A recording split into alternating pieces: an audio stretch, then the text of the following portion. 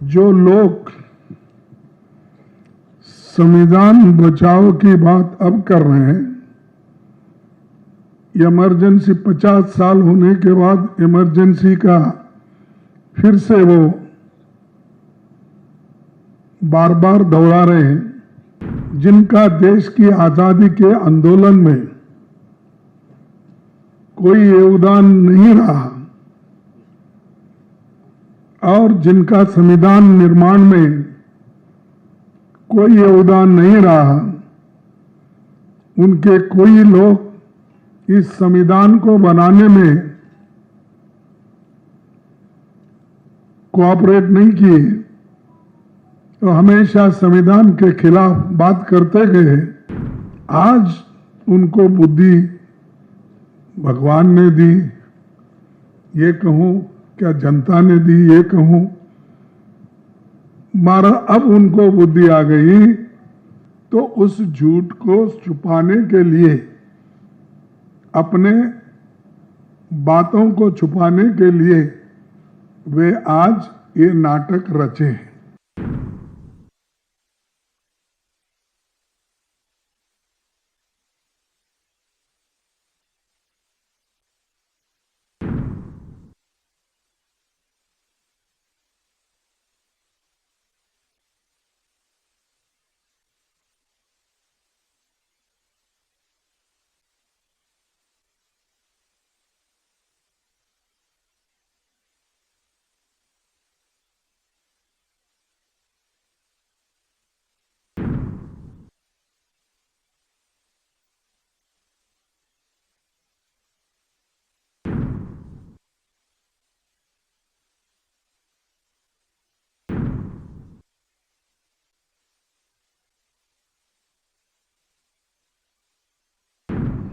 Emergency के 50 साल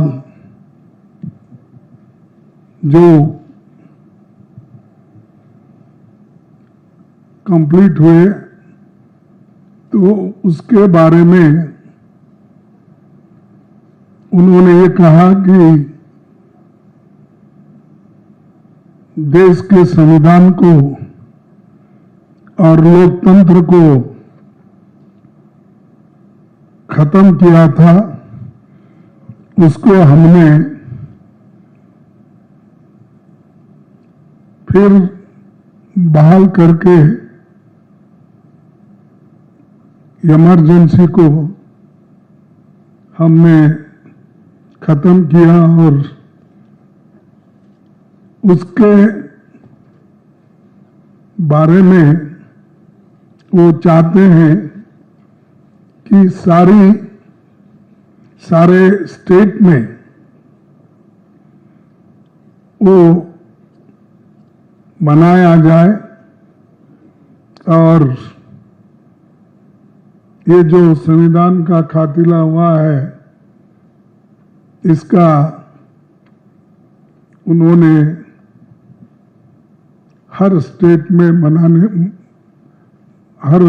में ये प्रचार करने के लिए आज वो हर जगह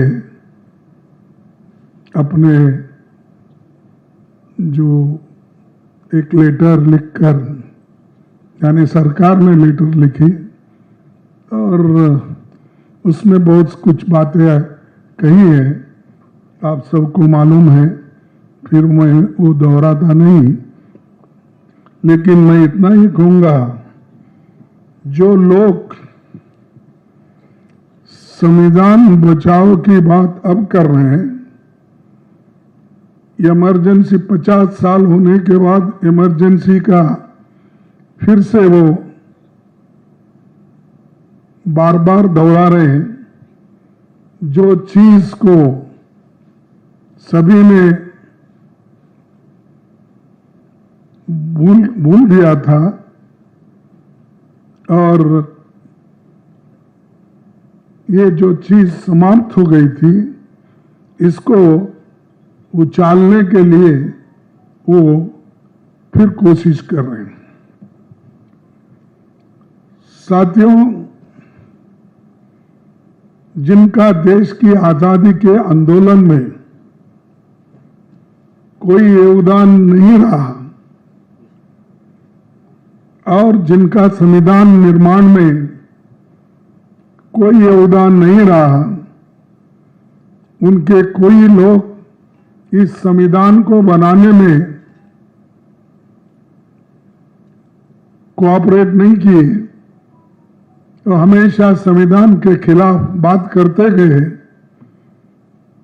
और जो संविधान बाबा साहब अम्बेडकर, पंडित जवाहरलाल नेहरू जी और सभी ने, कांग्रेस के नेताओं ने कॉन्स्टिट्यूंट असेंबली में बहुत दिन तक बहस करके एक संविधान तैयार किया था, उस संविधान को भी उन्होंने रामलीला मैदान में जलाया और उन्होंने जहां तक कि नहीं, बाबा साहब अम्बेडकर का पुतला,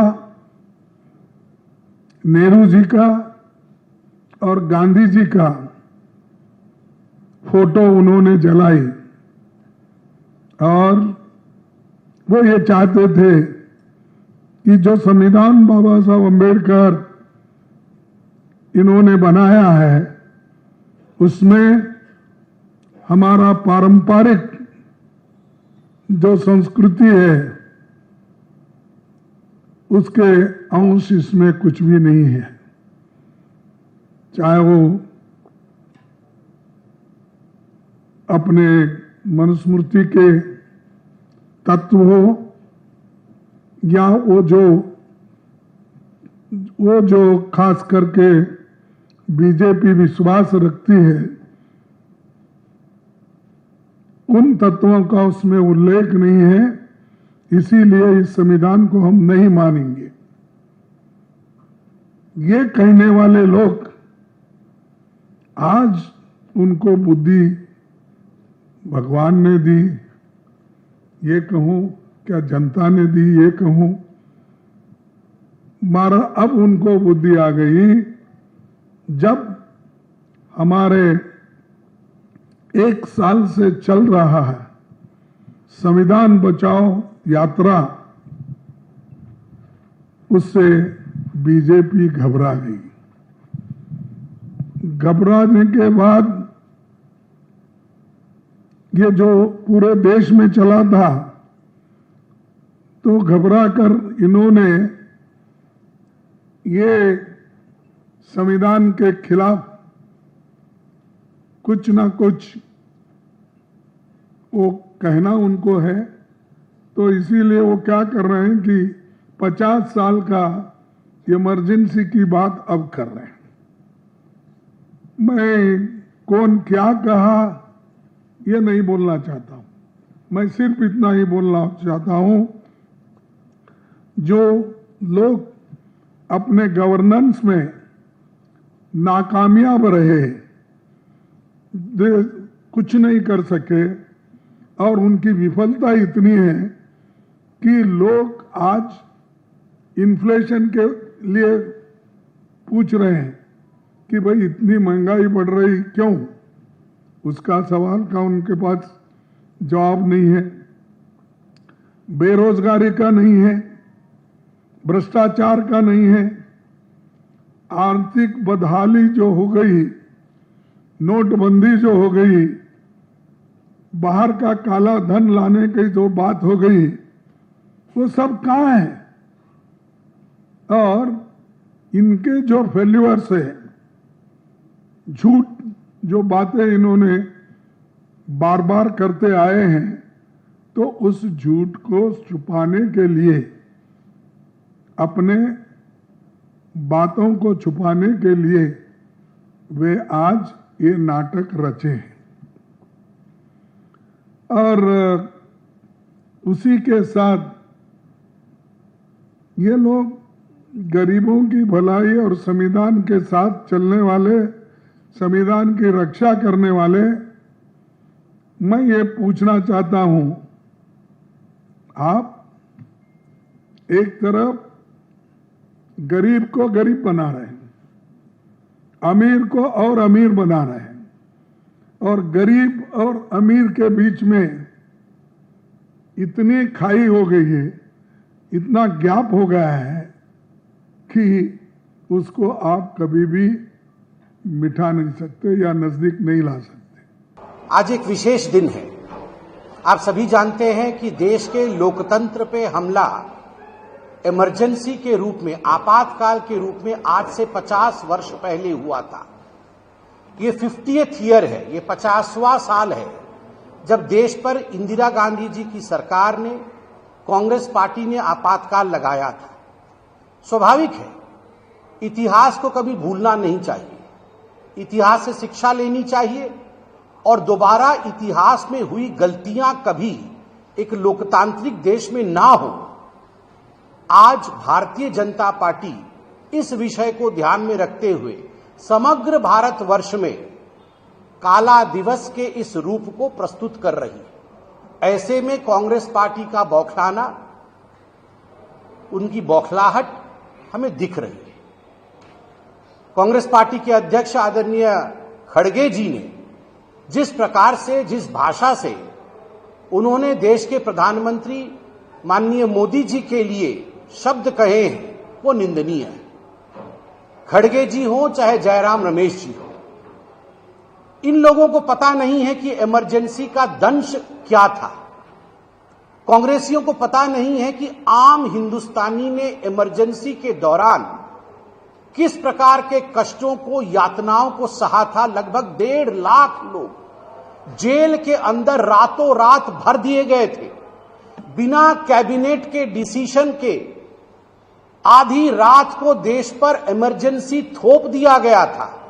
अखबारों के, बड़े बड़े मीडिया हाउस और अखबारों की बिजली काट दी गई थी ताकि आप अखबार के माध्यम से सुबेरे सत्य ना छाप सके।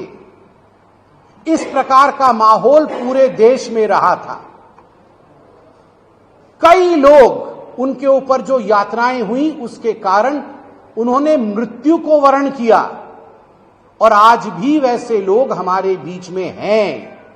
और इसलिए हमारा दायित्व है, हम विश्व की सबसे बड़ी पॉलिटिकल पार्टी है, हमारा दायित्व है कि हम न केवल भारतवर्ष को बल्कि आगामी पीढ़ी को भी इस विषय से अवगत कराएं कि विगत समय में जो भूल हुई थी इमरजेंसी के रूप में, वो कितनी बड़ी भूल थी और ये भूल दोबारा दोहराया नहीं जाए। उस पे मजाक करना, उस पे तंज कसना, जिस प्रकार से खड़गे जी ने आज किया है, मुझे लगता है कि यह भी मखौल उड़ाना है लोकतंत्र का।